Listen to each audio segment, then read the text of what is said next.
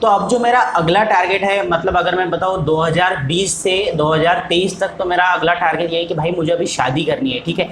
अब ये बताने में मैं यहाँ पर शर्मा भी नहीं रहा हूँ या फिर मुझे कुछ फ़र्क नहीं पड़ रहा। उसका रीज़न ये है, एक बात हमेशा याद रखना, अगर आप YouTube से कुछ चीज़ें सीख रहे हो तो ये बात हमेशा कंफर्म कर लेना कि जो आपको सिखा रहा है वो व्यक्ति कौन है, उस व्यक्ति ने अपनी ज़िंदगी में क्या किया है, उसका एक्सपीरियंस क्या है, उसने पढ़ाई क्या की है, उसके विचार कैसे है या फिर उसका बिहेवियर कैसा है। तो ये सब चीज़ें अगर आपको पता चलेंगी, बिकॉज क्या होता है ना, अगर हम किसी यूट्यूब वीडियो से अगर कुछ चीज़ें सीख रहे हैं, ठीक है, तो आप पर डायरेक्टली इनडायरेक्टली उस पर्सनैलिटी का इम्पैक्ट पड़ता है जो आपको ये चीज़ें बता रहे हैं। तो यस, मैंने अपनी पर्सनैलिटी, अपना पर्सनल बिहेवियर आप लोगों के सामने रख दिया है। जो मेरा सब कुछ डिटेल्स था मैंने आपको दे दिया है इस वीडियो में। सो आई होप कि आप लोग अभी जज कर सकते हो कि आपको इस वीडियो को या फिर इस चैनल को फॉलो करना है या नहीं करना है। तो सबसे पहले जो है वो प्रोफेशनल कैटेगरी है। प्रोफेशनल इन्फॉर्मेशन अगर मैं अपने बारे में बताऊँ तो जो मेरा क्वालिफिकेशन है, देखिए मैंने 2014 में डिप्लोमा किया था गवर्नमेंट पॉलिटेक्निक खामगांव से। उसके बाद मैंने 2017 का पास आउट हूँ डिग्री इन सिविल इंजीनियरिंग, तो वो मैंने की थी प्रोफेसर राम मेघे। ये अमरावती का, बेसिकली जो महाराष्ट्र में अमरावती है वहाँ का कॉलेज है, बहुत ही अच्छा कॉलेज है। तो मैंने वहाँ से अपनी डिग्री कंप्लीट की है। मैंने अभी तक अपना जो पोस्ट ग्रेजुएशन है वो कंप्लीट नहीं किया है। उसका भी मैं आपको रीज़न देता हूँ कि मेरा पर्सनल ओपिनियन ये है कि जो मैं काम कर रहा हूँ कंसल्टेंसी वर्क या फिर कॉन्ट्रैक्टरशिप, तो उसमें मुझे अभी तक प्रोफेशनल वे में या फिर किसी भी तरह की रिक्वायरमेंट नहीं आई है पोस्ट ग्रेजुएशन की। So that's why I think कि अभी ज़रूरत नहीं है, तो इसलिए मैंने वहाँ पर अपना टाइम इन्वेस्ट नहीं किया, ठीक है। अब ये चीज़ नहीं है कि मैं करना नहीं चाहता, हाँ जब मुझे टाइम मिलेगा या फिर मुझे सच में ज़रूरत होगी उस पोस्ट ग्रेजुएशन की, तो मैं यहाँ पर यमी ज़रूर करूँगा, ठीक है। अब अगली बात यह है कि जो एक्सपीरियंस है, मुझे कितने साल का एक्सपीरियंस है। देखिए अगर मैं प्रैक्टिकली यहाँ पर जो है मैं आपको सच्ची बातें बताऊँगा। देखिए मेरे पिताजी जो है उन्होंने भी सिविल में डिप्लोमा किया है, तो बेसिकली उनका नॉलेज है इस फील्ड में। तो क्या होता था, अभी पिताजी होने के कारण वो हमें जब मैं बचपन, मतलब मैं अगर बात करूँ तो आई थिंक मैंने जो मेरी सबसे पहली ड्राइंग थी, मुझे याद नहीं, लेकिन शायद मैंने छठी या सातवीं में ही मेरी सबसे पहली जो पर्सपेक्टिव ड्राइंग होती है, जो इंजीनियर है या फिर आर्किटेक्ट है उनको पता है, मैंने अपनी जो पर्सपेक्टिव ड्राइंग या फिर जो 2D प्लान होते हैं वो वहीं से स्टार्ट किया था ड्रॉ करना।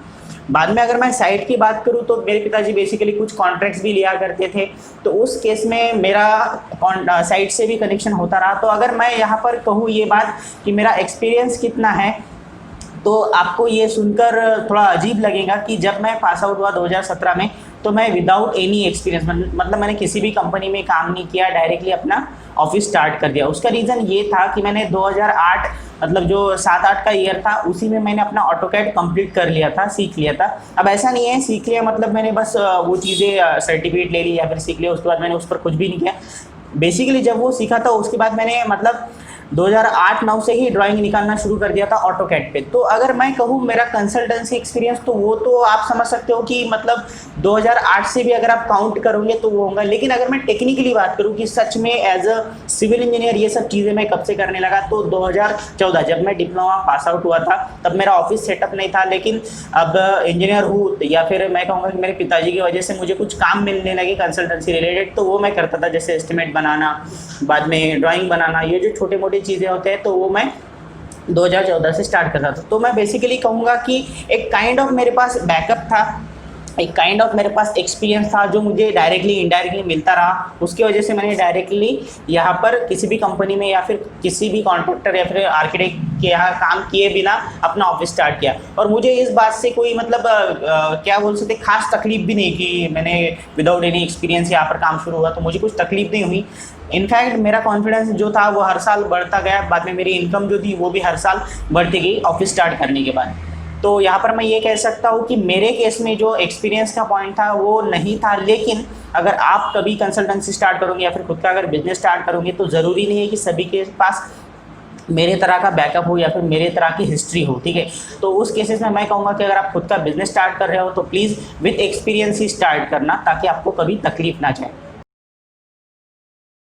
चलिए अब एक पर्सनल सवाल जो कि मुझे ज़्यादातर जो मेरे रिश्तेदार हैं वो भी पूछते हैं, और कुछ जो हमारे सब्सक्राइबर है या फिर फॉलोअर्स है वो भी पूछते हैं। उनका सवाल ये होता है कि सर आपने गवर्नमेंट जॉब के लिए ट्राई क्यों नहीं किया, या फिर आपको गवर्नमेंट जॉब करना है या नहीं करना है। मैं यहाँ पर क्लियरली एक बात बता दूँ कि इंडिया में गवर्नमेंट जॉब की तरह कोई जॉब नहीं है, इससे अच्छा कोई जॉब नहीं है, ठीक है। आप काम करो ना करो आपको पेमेंट मिलेगा, ये सच्चाई है, ठीक है। अभी हम सब ने देखा है, हम कॉलेज भी गए हैं, स्कूल भी गए हैं, वहाँ पर जो गवर्नमेंट सर्वेंट होते हैं उनकी भी सर्विसेज देखे, बाद में हम ऑफिसेज में भी जाते हैं, तो हमने सब देखा है कि ऐसा नहीं है कि सभी लोग काम नहीं करते, लेकिन ऐसे भी लोग हैं कि जो कुछ काम नहीं करते लेकिन फिर भी उनको गवर्नमेंट से पेमेंट मिलता रहता है। तो इस बात से अगर मैं आपको अगर बताऊँ तो मेरा पर्सनल ओपिनियन ये है कि इंडिया में गवर्नमेंट जॉब से बेहतर कोई जॉब नहीं है, ठीक है।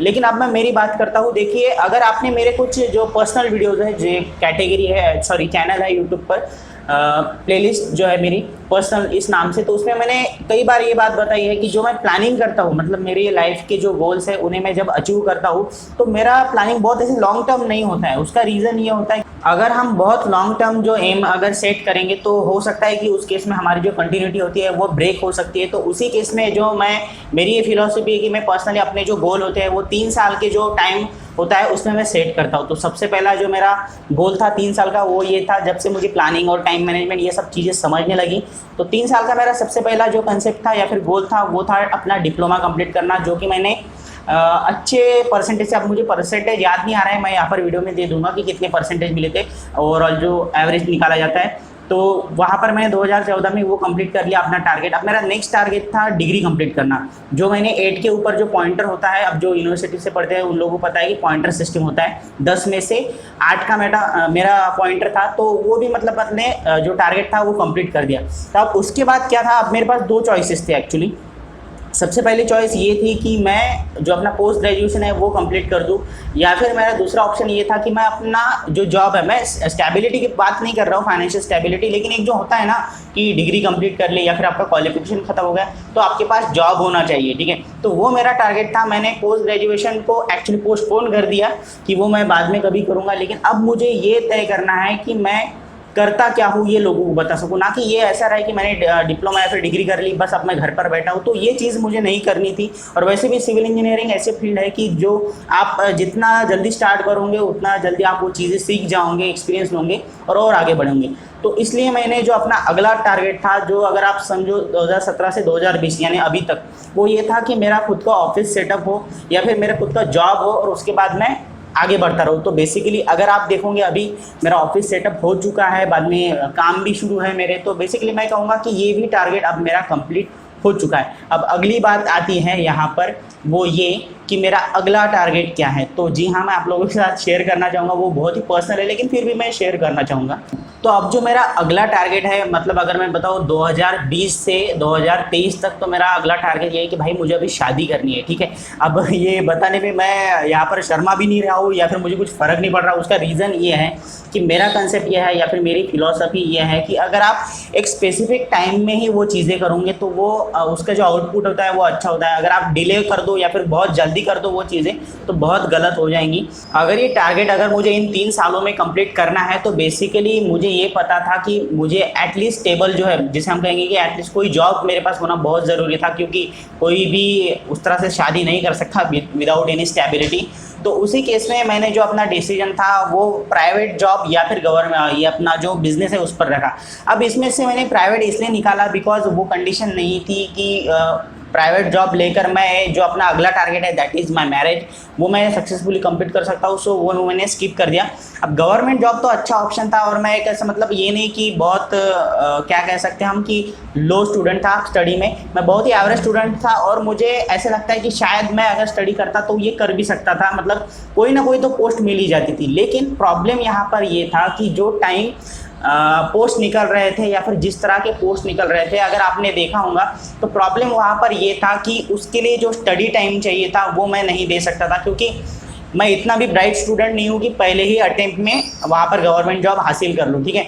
मुझे कम से कम वहाँ पर 2 से 3 साल देने थे, ठीक है, जो कि अगर मैं देता, अगर मैं सक्सेस वहाँ पर होता तो यस मेरे पास गवर्नमेंट जॉब होती, वो एक अच्छा पॉइंट बन सकता था। लेकिन अगर मेरे पास ये अगर पॉइंट नहीं आता, अगर मैं फेल हो जाता उन सब अटेम्प्ट में, क्योंकि मैं ज़्यादा से ज़्यादा 2 या 3 ही साल वहाँ पर टाइम देता, तो प्रॉब्लम ये था कि उसके बाद फिर जो मेरे अगले टारगेट हैं वो पोस्टपोन हो जाते थे। अगर आप देखोगे नॉर्मल लोगों के साथ यही होता है कि वो पढ़ाई करते रहते हैं, बाद में जॉब के लिए ट्राई करते बैठते हैं और उनकी शादी कब होती है। So that's why I think it's a very important phase of my life या फिर very important decision of my life. So that's why उसे मैं अचीव कर सकूँ विद इन माई टारगेट, जो मैंने यहाँ पर टाइम लैप्स रखा है उसके अंदर अगर मुझे अचीव करना था, तो इसीलिए मुझे यहाँ पर अपना खुद का ऑफिस स्टार्ट करना पड़ा। तो मैं ये नहीं कहूँगा कि यहाँ पर मेरे पास ऑप्शंस नहीं थे, मेरे पास बहुत सारे ऑप्शन थे, लेकिन मैंने यहाँ पर ये ऑप्शन सिलेक्ट किया। अब मैं इसका एक और रीज़न बताता हूँ, ये तो मेरा मेन रीज़न था, लेकिन जो अल्टरनेट रीज़न है वो ये है कि देखिए जो मेरे पिताजी है, मैं आपको पूरी बातें क्लियर बताऊँगा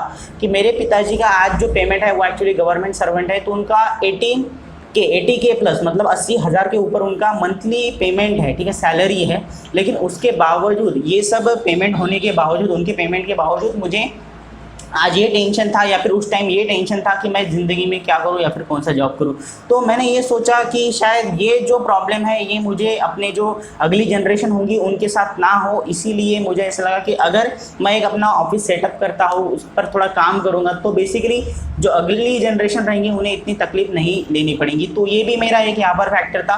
और दूसरी एक चीज़ यहाँ पर ये है, तीसरी चीज़ ये है जो कि बहुत इंपॉर्टेंट चीज़ है कि अगर आप आज की सिचुएशन देखो मैं यहाँ पर 2017 या फिर 14 की बात नहीं कर रहा हूँ, उस टाइम ऐसा था कि अगर आप गवर्नमेंट जॉब के लिए प्रिपेयर करोगे तो सब कुछ सही हो जाएगा। लेकिन मुझे उस वक्त भी ऐसा लगा था कि अगर ये कंपटीशन बढ़ता गया, क्योंकि मैंने देखा था कि कितने लोग और किस लेवल के लोग इसके लिए प्रिपरेशन कर रहे हैं, तो मुझे लगा कि भाई हम यहाँ पर नहीं टिक पाएंगे इस कंपटीशन में। सो दैट्स व्हाई मैंने ये डिसीजन लिया and I am very happy with my decision. अगर आप देखिए ये पूरी बातें सुनने के बाद, अब मेरे सब्सक्राइबर तो इसमें मुझे कुछ ज़्यादा बोलेंगे नहीं, लेकिन जो मेरे रिश्तेदार है या फिर दोस्त है वो बोलेंगे कि भाई आपने गलत डिसीजन लिया। मैं उन लोगों से एक ही रिक्वेस्ट करूँगा कि आप दो चीज़ों पर आंसर दीजिए मुझे। सबसे पहला आंसर ये कि जो मेरे एज के लड़के हैं या फिर लड़कियाँ हैं, आज वो कहाँ पर है, ठीक है, और मैं कहाँ पर हूँ। देखिए मैं किसी को यहाँ पर कम नहीं बता रहा है, फिर ज़्यादा अपने खुद को बड़ा नहीं कर रहा है, लेकिन दिस इज़ अ फैक्ट कि वो डिसीजन उस वक्त लिया, इसलिए मैं आज यहाँ तक, मैं यहाँ पर सक्सेसफुल नहीं हो चुका हूँ, लेकिन एक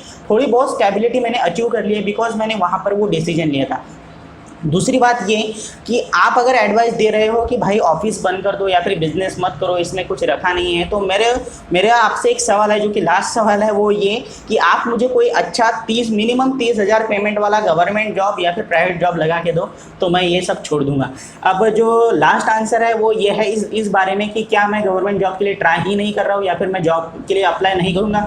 जी हाँ, मैं अप्लाई कर रहा हूँ, वो बात नहीं है, लेकिन मैं इस कंसल्टेंसी को नहीं छोड़ूंगा बिकॉज अब मुझे पता चल गया है कि कंसल्टेंसी की वजह से मेरी जो नेक्स्ट जनरेशन रहेंगी उन्हें मेहनत करने की, उन्हें इतना ज़्यादा मेहनत करने की ज़रूरत नहीं पड़ेगी। सो दैट्स वाई ये मेरा ओवरऑल डिसीजन था, ये मेरी सोच थी ये डिसीजन लेने के लिए कि मुझे क्यों अपना ऑफिस सेटअप करना है या फिर खुद का जो बिजनेस का है या फिर कंसल्टेंसी का है, ये मैंने स्टार्ट क्यों की। तो ये इसका परफेक्ट आंसर है।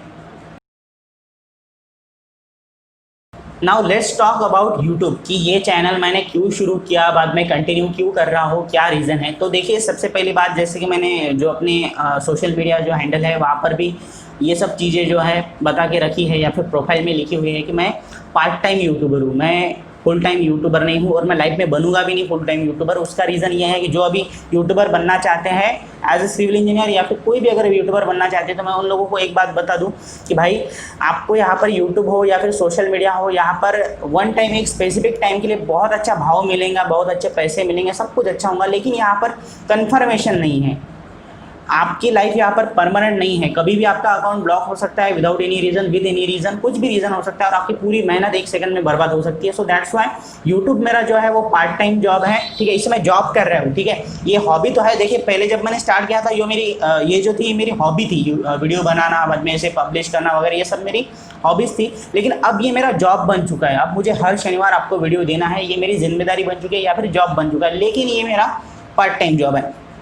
अब इसका रीज़न क्या है कि ये जॉब मैं कंटिन्यू क्यों कर रहा हूँ, उसके मैं दो रीज़न आपको बताता हूँ। सबसे पहली बात मैं क्लियर बताऊँगा कि मुझे यूट्यूब से पैसा मिल रहा है, ठीक है, यूट्यूब से या फिर ऑनलाइन से अगर मुझे पैसा मिल रहा है तो जी हाँ, मैं पैसों के लिए भी काम कर रहा हूँ, लेकिन मेरा जो पैसे का जो कंसेप्ट है वो 50% है कि मैं 50% पैसों के लिए काम कर रहा हूँ। और जो 50% बात है वो ये है कि अगर आप हमारे वीडियो देखेंगे, उनके अगर कमेंट पढ़ेंगे, अगर आप फीडबैक देखेंगे, जो आप लोगों के अगर फीडबैक वहाँ पर देखेंगे, तो आपको एक बात पता चलेगी कि लोगों को हमारे वीडियो से मदद हो रही है, ठीक है। जो फ्रेशर्स है, फ्रेशर्स लड़कों को या फिर लड़कियों को हमारे वीडियो से मदद हो रही है। बेसिकली जिस तरह से मेरा जो एक्सपीरियंस है या फिर जो मैंने अनुभव लिया है वो अगर किसी के काम आ रहा है तो ये एक मेरा पर्सनल, मैं कहूँगा ये काइंड ऑफ मेरी तरफ से जो मुझे सोसाइटी ने अब तक दिया है, जो मुझे समाज ने, आप लोगों ने दिया है, तो मैं उसका अपने तरफ से रिटर्न देने की कोशिश कर रहा हूँ। और हाँ, जैसे कि मैंने पहला पॉइंट बताया कि हाँ इसके मुझे पैसे भी मिलते हैं, लेकिन अगर मैं उस रेशियो की बात करूँ जो एफर्ट्स होते हैं और जो मनी रिटर्न्स होते हैं उसके बेसिस पर, तो वो बहुत कम है। मतलब 5 से 6 घंटे अगर किसी एक वीडियो को बनाने में लग रहा हो तो उसके रिटर्न में उतने पैसे नहीं मिलते, ठीक है। अगर आप किसी यूट्यूबर, जैसे मेरा जो यूट्यूब चैनल है, अगर मैं मेरी इनकम की बात करूँ वो भी मैं आगे बताऊँगा कि कितना है, लेकिन ओवरऑल यहाँ पर आइडिया दे रहा हूँ कि आज के डेट में 3 से 4 हज़ार के ऊपर पेमेंट नहीं आ रहा है गूगल से, ठीक है, यूट्यूब पर। तो इसका मतलब क्या हुआ, आप कैलकुलेट कर लीजिए कि एक महीने के 3 से 4 हज़ार, उसमें एफर्ट्स कितने लगते हैं। अगर वही एफर्ट्स मैं किसी प्रोफेशनल कंपनी में दूँ कि वीडियो बनाने में या फिर वीडियो एडिटिंग में और वॉट एवर इट इज़, जो भी सर्विसेज हैं, तो ऑब्वियसली, या फिर मैं सिंपली टीचिंग भी करूँ, ठीक है, मैं अगर कोई कोर्स भी ओपन करूँ या फिर मैं कहूँगा कि किसी कॉलेज में भी जाऊँगा तो मुझे इससे अच्छा ही मिलेगा। ये तो आप मतलब यहाँ पर समझ सकते हो।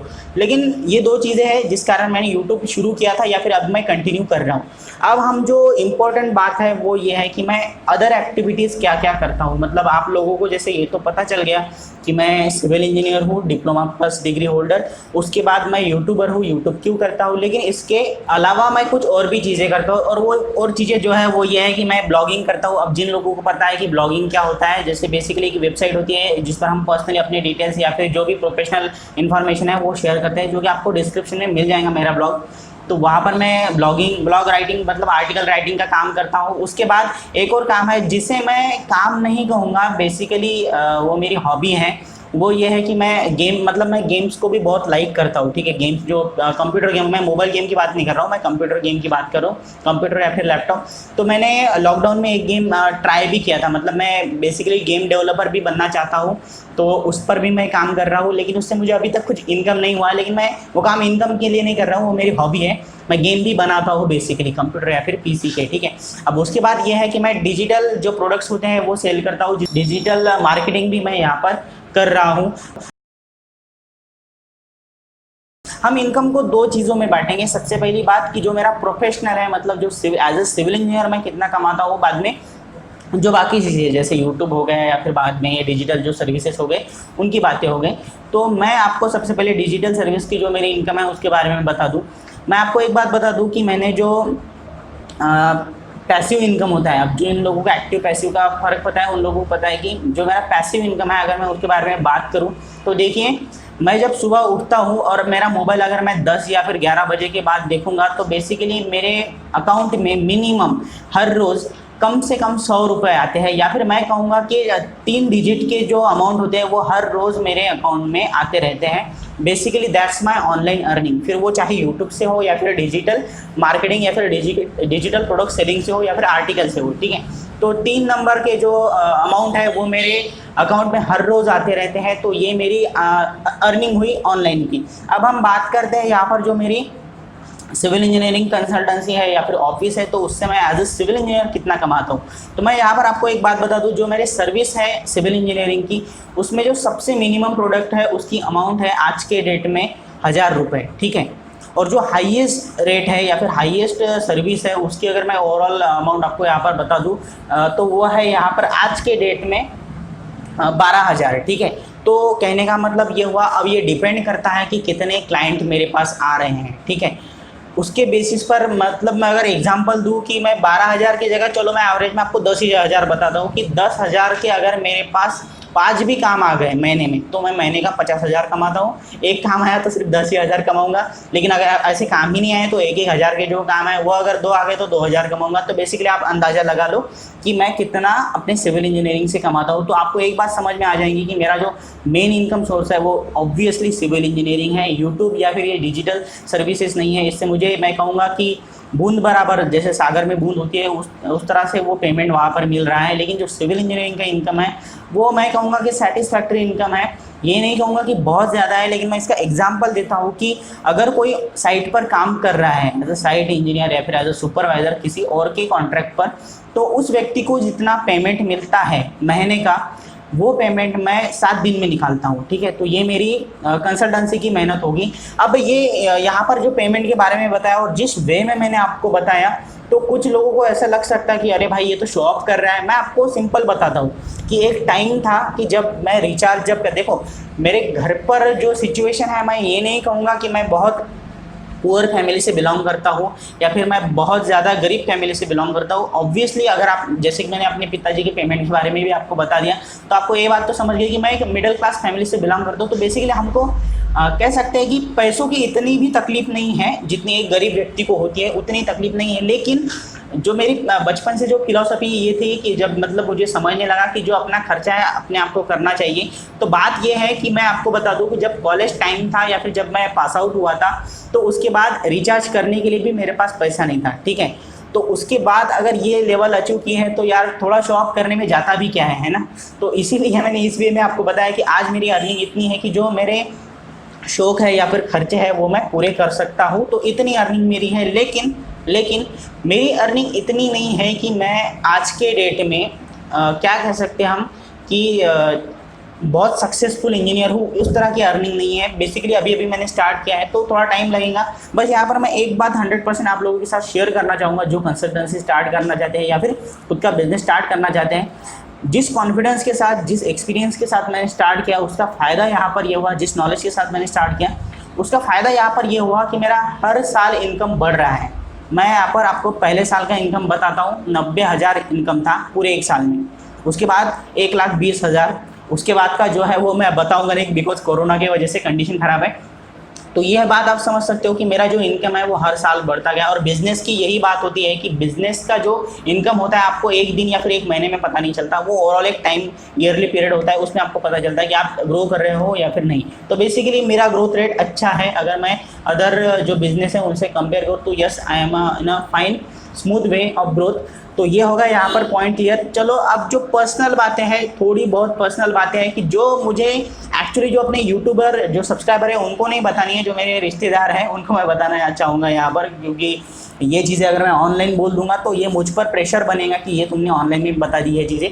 सो बेसिकली यस, मैं आप लोगों के साथ कुछ चीज़ें शेयर करना चाहता हूँ कि मैं किसी भी तरह से किसी भी क्या कह सकते हैं हम प्रोडक्ट के साथ या फिर किसी चीज़ का एडिक्टेड नहीं हो। बेसिकली मैं अल्कोहलिक नहीं हूँ, मतलब दारू वगैरह का मुझे शौक़ नहीं है, ये जो तंबाकू वगैरह होते हैं इसका भी मुझे कुछ शौक़ नहीं है, ठीक है।